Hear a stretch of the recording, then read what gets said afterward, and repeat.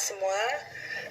Perkenalkan kelompok kami, saya Diah Widurutno bersama rekan saya Olga Aurora Nandiswara akan mempresentasikan makalah yang kami susun yang kami beri judul Romantisme Keberagaman, Strategi Akulturasi Penganut Marapu di Sumba Barat terhadap agama-agama resmi yang diakui negara.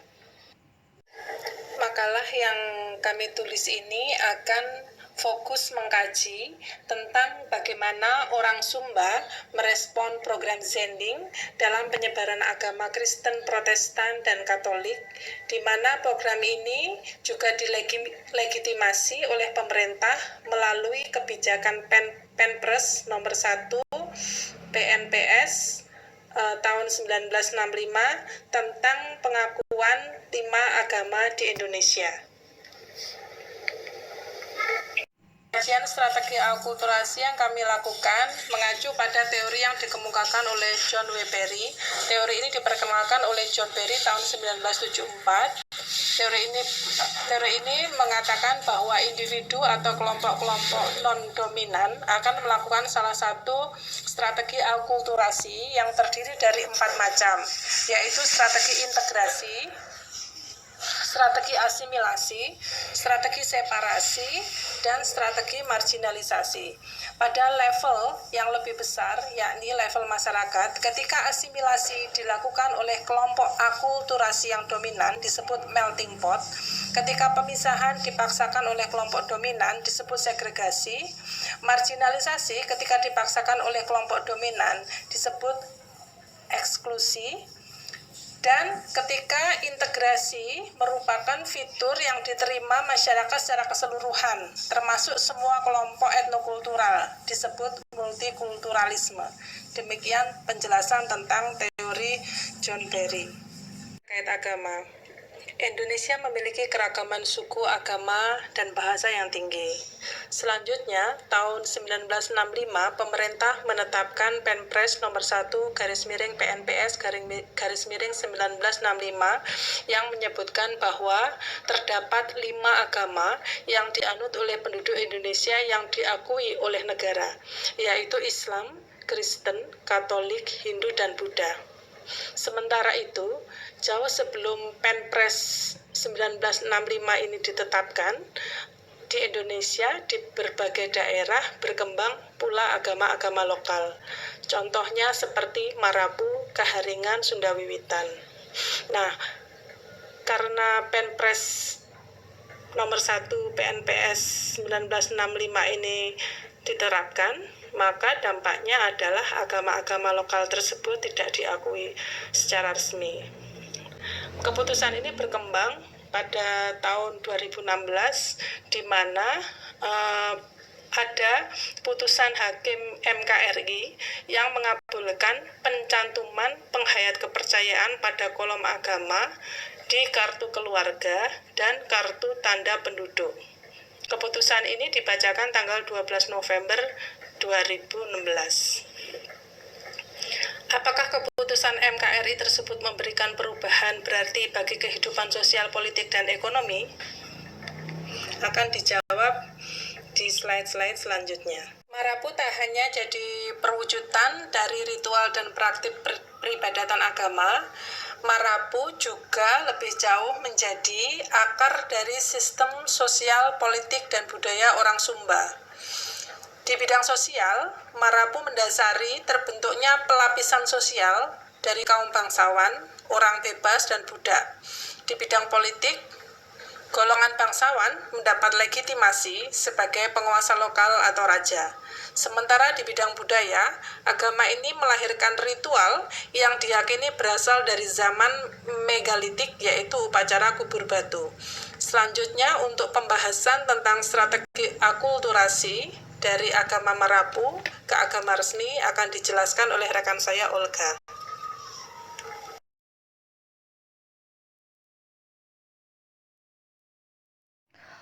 Formalisasi beragama diartikan sebagai suatu proses penyesuaian beragama berdasarkan pada peraturan yang sah. Pernyataan ini tercantum pada berbagai kebijakan pemerintah negara Indonesia. Salah satunya yakni pemberlakuan penetapan Presiden nomor 1 PNPS tahun 1965 yang mengakui adanya 5 agama di Indonesia.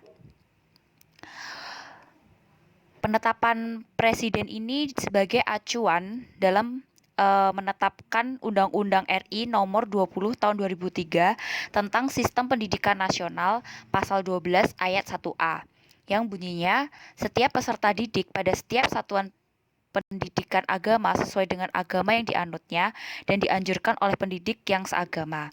Dan pasal 37 ayat 1A, kurikulum pendidikan dasar dan menengah wajib memuat pendidikan agama. Indonesia sebagai bangsa beragama sampai saat ini tetap konsisten memandang Marapu adalah aliran kepercayaan, bukan suatu agama. Penggolongan ini menjelaskan kepada warga negara bahwa aliran kepercayaan memiliki posisi di bawah agama.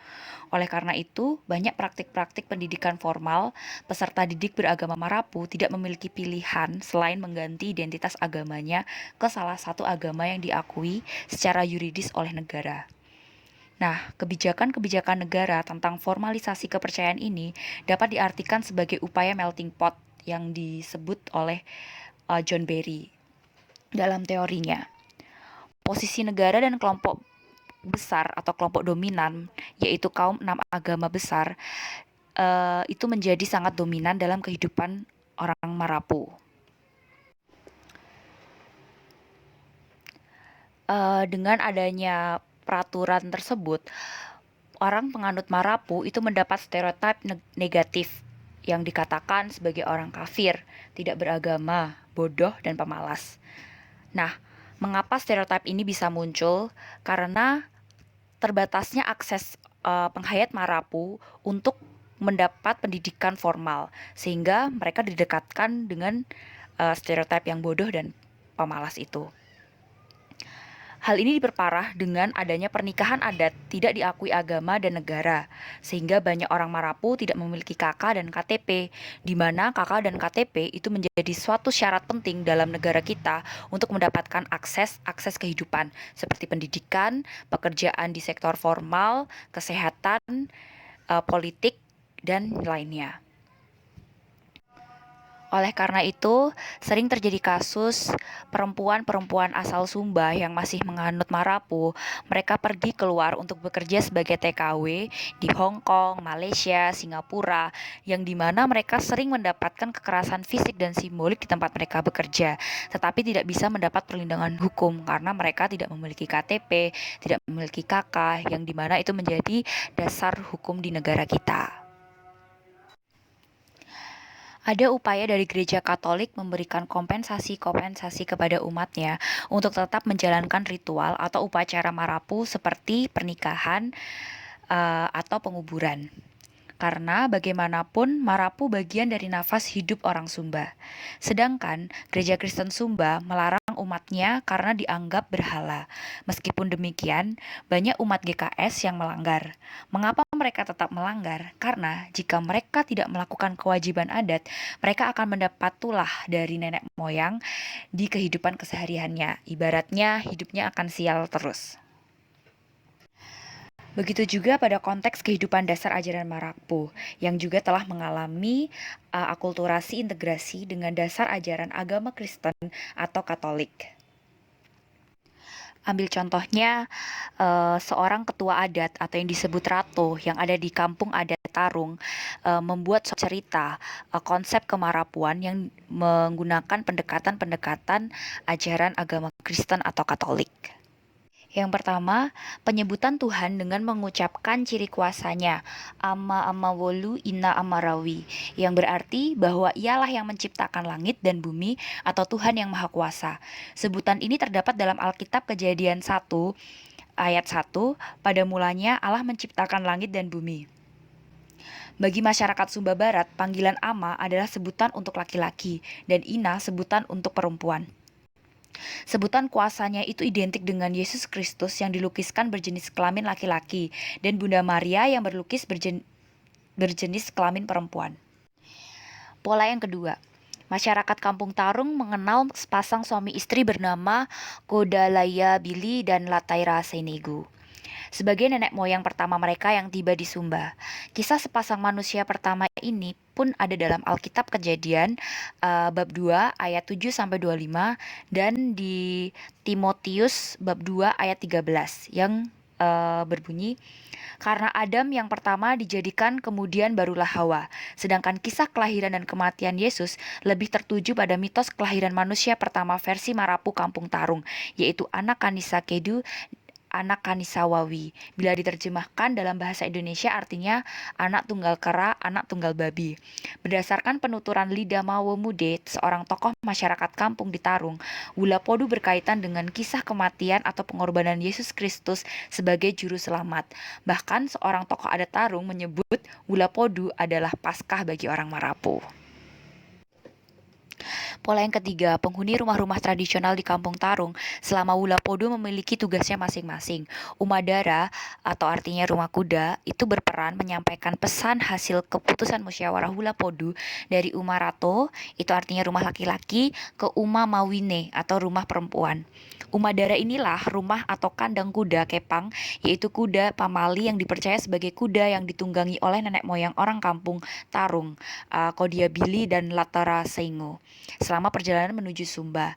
Selain itu, menurut penuturan pemuda Kampung Tarung bernama Lado Regitara, kandang kuda pamali tersebut adalah tempat lahirnya pencipta, seperti kisah lahirnya Yesus di kandang domba. Lalu pola yang keempat, suatu syair sakral yang diucapkan Ratu Rumata di Kampung Tarung, terutama pada saat malam penutupan Wulapodu, dalam keadaan trance, yakni tentang perjalanan nenek moyang pertama orang Sumba itu mengelilingi dunia, di mana dalam syair itu disebutkan bahwa nenek moyang mereka sebelum tiba di Sumba, mereka tuh melewati tempat-tempat suci yang ada di dunia, seperti Yerusalem, Vatikan, Mekah di Arab Saudi, India di Sungai Gangga, tembok Cina, Tiongkok, dan tempat suci lainnya. Berikutnya, orang-orang Marapu yang biasa menggunakan aksesoris dalam tubuhnya seperti mamuli, kalung, lalu gelang, itu mereka menggunakan perhiasan yang menggunakan simbol-simbol Kristen dan Katolik. Mereka menggunakan rosario atau mereka menggunakan kalung salib meskipun mereka tetap Marapu. Dan hal ini dianggap biasa oleh masyarakat di kampung adat Tarung.